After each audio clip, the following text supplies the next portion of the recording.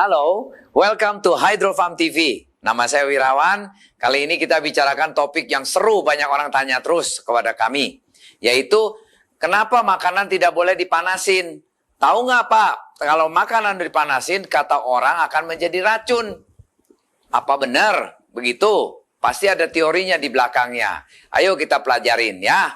Seringkali kita kalau habis makan malam, makan siang, tidak habis, kita sayang. Kita biasanya masukin ke dalam kotak, dalam box, masukin, simpen di kulkas. Nanti udah sore hari, kita mau ulang makan lagi, kita hangetin lagi, kita panas lagi, kita makan. Nah seringkali secara rasa, mungkin kalau udah ditaruh di kulkas, makanan itu nggak berubah. But kuncinya, zatnya atau nutrisinya akan berubah kalau kita panasinnya salah atau makanannya salah panasin, itu akan menjadi racun. Racunnya nggak tanggung-tanggung. Karsinogen atau ibaratnya sel-sel yang rusak, zat-zat yang rusak itu menjadi racun. Racunnya bisa mengakibatkan kita makan kanker. Prinsipnya kita menjadi kanker makanannya. Loh, kok begitu hebat ya? Benar. Salah satu sampel yang kalau kita sering bilang, kita jangan makan barbecue beef atau barbecue sesuatu yang di barbecue sampai gosong hitam. Nah, yang namanya gosong hitam itu adalah selnya merusak. Sel merusak, membusuk.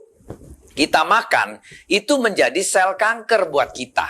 Jadi prinsipnya kalau makanan di barbecue, dibakar apa segala, jangan makan porsi yang digosong itu. Karena itu sel-selnya sudah tidak layak untuk dimakan, sudah rusak. Nah rusak itu menjadi busuk, busuk menjadi kanker sel.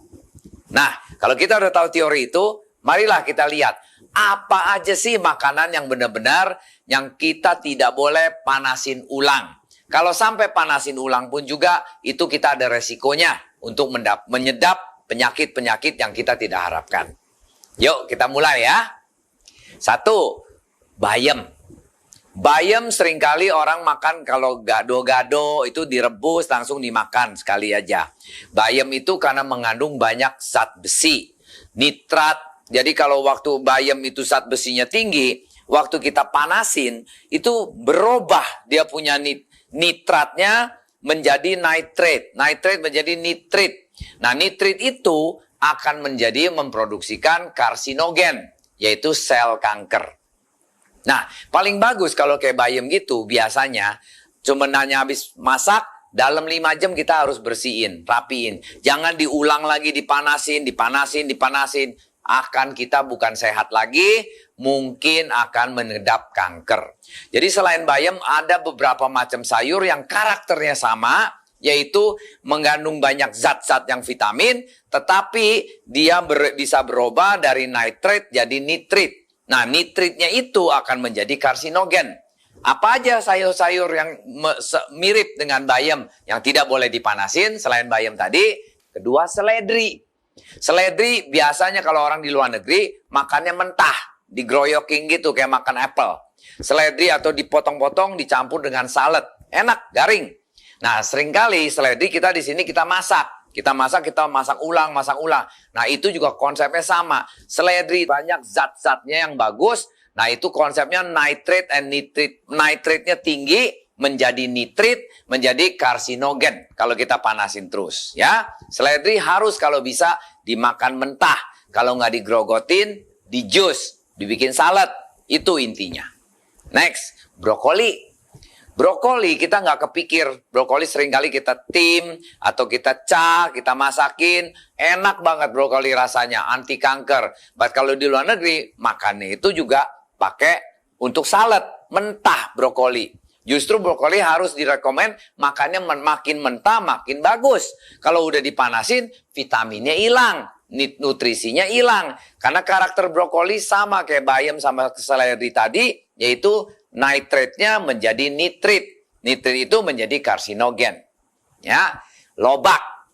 Lobak kok bisa? Saya sering kali tuh Pak masak kuah lobak, masak lobak gini-gini. Nah lobak paling baik pun harus dimakannya setengah matang atau mentah. Karena konsepnya sama lagi. Ada nitrate, nitrit menjadi karsinogen. Makanya orang kalau sering kali lobak digodok terus, udah matang, dipanasin lagi, matang, dipanasin. Udah bukan lobak sehat lagi. lobaknya udah jadi racun. Ya, next kita lihat beetroot. Beetroot tahu nggak? Buah beet. Buah beet yang merah-merah itu. Itu adalah buah yang banyak sekali vitaminnya dan zatnya. Zat potasiumnya, macam-macam lah. Dia vitaminnya paling komplit. Karena dia itu kayak haus, rakus multivitaminnya, nutrisinya. Nah, kalau itu dipanasin, tidak bagus. Biasanya, maksudnya dipanasin berulang ya. Kalau sekali diangetin, dipanasin, makan, sehat. Paling bagus juga habis direbus, dipotong, makan, mentah pun paling bagus. Kasusnya seringkali kalau di dalam salad kita potongin beetroot yang mentah, bagus. Kalau enggak yang habis direbus, setengah mateng atau masih mateng-mateng fresh, kita makan beetroot itu. Enak kok, lembek-lembek, merah-merah begitu. Cuman jangan beetroot itu udah mateng, udah jadi mateng, dipanasin lagi, akan menjadi jelek. Nah, itu juga akan mengganggu kesehatan kita. Salah satu efeknya dari beetroot karena banyak nutrisinya, menjadi kita pencernaannya keganggu. Ya, terus ada lagi jamur. Jamur makanan yang paling sedap, paling enak, paling mewah kalau kita bilang. Anda tahu nggak di dalam jamur itu vitaminnya banyak? Itu banyak sekali vitamin B. Bagus buat kanker, protein tinggi, tidak boleh dipanasin lagi. Kenapa? Karena jamur itu kalau dipanasin nanti bisa ada side effect-nya karena itu banyak probiotik atau bakteri-bakteri yang bagus. Itu kalau dipanasin udah mati, akan kita bisa jadi diarrhea atau perut kembung. Nah, itu salah satu efek dari jamur. Seringkali kita kayak keracunan makan jamur. Nah, itu bisa jadi perutnya kembung-kembung terus. Nah, itu salah satu yang efek sampingannya dari kalau jamur dipanasin berulang-ulang. Ya, next, ayam. Kepikir nggak ayam bisa dipanasin nggak boleh? Hah? Kok bisa? Ya memang. Ayam itu karena penuh dengan protein tinggi. Ayam proteinnya tinggi. Nah, kalau dipanasin-panasin proteinnya jadi hilang. Jadi tidak ada fungsinya lagi, cuma dagingnya aja. Nah, itu Pak, kalau mau masak ayam paling gampang, jangan selalu digoreng karena vitaminnya hilang. Makanya orang bilang kalau makan ayam gorengan itu nggak bagus. Ayam kalau mau dimasak kuah, atau mau direbus, atau mau dicah, usahakan memaintain dia punya protein tingginya itu preserve dengan low heat, api yang agak kecil. Apalagi kalau kita godok ayam kuah, apinya pakai api kecil aja, jangan terlalu api panas gede-gede gitu ya. Itu rusak, protein punya sel-selnya akan hancur, buat kita udah jadi nggak baik gitu kalau kita makan. Karena protein udah rusak, selnya rusak, ya jadi salah satu kanker punya asal-usulnya. Ya.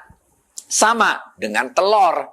Kalau ayam banyak protein, telur juga banyak proteinnya tinggi. Nah, kalau telur dipanasin terus-terus, apalagi kita sering makan telur rebus, yang kuningnya itu udah jadi hitam-hitam. Itu rebusnya kelamaan banget.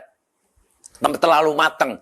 Nah, itu kuning-kuning hitam itu, selain dia tinggi kolesterolnya jelek, menjadikan kanker juga itu karsinogennya. Karena sel telur yang vitamin di kuningnya itu jadi hitam, itu yang vitamin tingginya udah jadi rusak. Yang bagus gimana? Makan telur rebus, boleh kita makan telur rebus, harus dipanasinnya hanya 3/4 mateng. Masih ada telur kuningnya itu masih ada merah-merahnya di dalamnya itu. Kalau itu yang paling sempurna. Kayak gimana? Caranya masak telurnya ya. Kita rebus telur dalam air, api dinyalain, nggak usah terlalu gede. 7 menit sampai 8 menit dia sudah mendidih. Diangkat, langsung dicelepin air dingin, air es dingin. Jadi diangkat dari panas, langsung dicelepin di air es dingin. 2 menit, kemudian kita makan itu telur. Kita belek, kita pecahin, dalamnya masih setengah mateng atau 3/4 mateng. Nah, itu telur kalau kita makan, telur kuning dan putih kombinasi, itu akan menghasilkan nutrisi yang paling tinggi, kolesterol yang paling rendah. Orang bilang makan telur kolesterol tinggi. Kalau makan telur yang 3/4 mateng ini telur sehat. Setiap hari pun boleh makan. Nggak akan naikin kita punya kolesterol. Kenapa? Karena di dalam telur yang 3/4 mateng itu adalah HDL, LDL. Kan telur ada HDL kolesterolnya ya. HDL itu kolesterol yang baik. LDL kolesterol yang jelek. Kalau telur yang sudah terlalu matang kuningnya, itu LDL-nya tinggi. Kalau telur yang masih 3/4 matang, dengan itu telur ada kandungan omega 3-nya, itu LDL-nya rendah, HDL-nya tinggi. Jadi yang bagusnya banyak. Berarti kita apa? Makan telur, kolesterolnya nggak tinggi. Kolesterolnya bagus untuk semacam kayak omega 3 untuk badan kita. Proteinnya tinggi. Nah, itu menjadi telur sehat. Ada research di Amerika. Ada orang umur 70 tahun, setiap hari makan 3 telur. Selama 6 bulan dia makan telur, dia tadinya kolesterolnya 420. Dengan dia makan telur setiap hari 3 telur loh. Ini memang lagi eksperimen ya. Dari University of Kansas kalau nggak salah. Nah, dia makan telur selama 6 bulan. Setiap minggu dicek darahnya sama profesor-profesor di eksperimen. Tahu apa yang terjadi? 6 bulan kemudian, malah dia punya kolesterol dari 400-an turun menjadi tinggal 150. Lah, kok bisa? Nah, ternyata yang dia makan telur itu bukan telur putih tok. Telur putih dan kuning yang dimasak setengah matang sampai 3/4 matang. 1 hari 3 telur. Dan itu malah menurunkan kolesterol, menurunkan asam uratnya, menurunkan trigliseridanya. Itu hebat. Cuman kalau kita sekarang di posisi udah umur sekian, lebih bagus jangan kayak gila gitu makan 3 telur sehari. Makanlah 1 telur, atau telur masih komplit ya, putih dan kuningnya 3/4 matang, jangan terlalu matang. At the same time, jangan dipanasin ulang, jangan digodok ulang. Telur itu sekali makan, prinsipnya seminggu 3 telur dah, 4 telur dah, putih kuning kombinasi selalu makan. Pasti sehat, tidak naikin kolesterol Anda. Ini saya berani ngomong begitu karena saya sendiri sudah praktekkan makan 3 telur seminggu sampai 4 telur seminggu, putih kuning bersatu, cara masaknya 3/4 matang, atau kalau mau camu apapun jangan sampai terlalu gosong, prinsipnya gitu. Kondisi 3/4 lah maksudnya ya. Nah, itu akan jadi sehat. Oke? Nah, kentang. Kentang itu mengandung vitamin B6, kalium, vitamin C juga tinggi. Nah, di kentang itu ada orang seringkali kentang sering direbus ulang, rebus ulang. Nah, itu juga nggak bagus. Kasusnya, kentang kayak gimana yang sering direbus ulang? Kalau kita makan siomay itu kan udah matang, direbus lagi. Itu bisa mengeluarkan namanya, ada zat yang namanya Clostridium botulinum. Apa itu kata-kata? Yaitu keracunan serius. Jadi kalau kita makan yang racun-racun yang kentang yang dipanasin ulang-ulang begitu, lambat daya tubuh kita udah lemah, kita bisa keracunan serius, itu bisa muncur-muncur, bisa kayak orang keracunan makan lah, prinsipnya gitu. Jadi kentang itu semestinya penuh dengan gizi, penuh dengan zat bagus, cuman kalau kelamaan dipanasin terus, digodok-godok terus atau dipanas ulang, akan menjadi racun buat kita. Nah, terakhir, nasi. Loh, kok kita nasi nggak boleh panas ulang? Berat, kita tahu nggak? Nasi kalau udah habis kita makan, sisanya itu kita diemin, itu pasti dikeroyokin, namanya banyak spora di dalamnya. Nasi itu. Nah, dengan banyak spora kita pikir, oke, panasin lagi deh, supaya matiin sporanya. Itu salah, nggak bener. Karena spora itu nggak bisa dimatiin dengan panas ulang. Nasi dipanasin 2 kali, itu dia punya zat-zatnya akan menjadi racun juga buat kita. Malahnya orang bilang, kalau makan nasi, dipanasin ulang punya nasi, itu malah jadi kencing manis kita tinggi.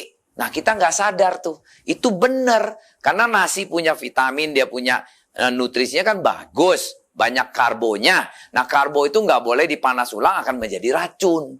Makanya ini hari kalau nasi gimana? Ya udah sekali makan paling bagus. Kalau sampai mau dipanasin ulang, lebih baik jangan. Jadi nasi itu habis kita sisa makan, kita tutupin aja di wadah yang tertutup. Supaya spora tidak masuk, tidak timbul. Nah, at the same time, nanti waktu kita mau makan, ya nasi yang sama itu kita makan ulang. Jangan dipanasin lagi. Nah, itu lebih aman. Kalau sampai perlu dipanasin, nasi yang sisa itu kita tim aja sebentar di dalam air uap yang ini kita timin sebentar 5 menit 10 menit langsung kita udah boleh makan. Jadi panasinnya skala tidak langsung, pakai tim aja gitu loh. Nah, itu yang benar. Nah, kalau kita terus nasi berhari-hari dipanas ulang malah jadi penyakit, bukan sehat lagi. Ya. Nah, saya rasa konklusinya berarti kita ada 10 macam sayur dan makanan yang tidak direkomendkan untuk dipanasin ulang. Apabila dipanas ulang tidak benefit buat kita, badan kita malah menjadi sakit. Jadi paling aman ya harus makanan setiap kali makan yang mentah paling bagus. Kalau nggak bisa mentah, dimasak sekali tok. Dalam habis sekali makan, udah jangan dipanasin lagi, udah jangan disimpan lagi.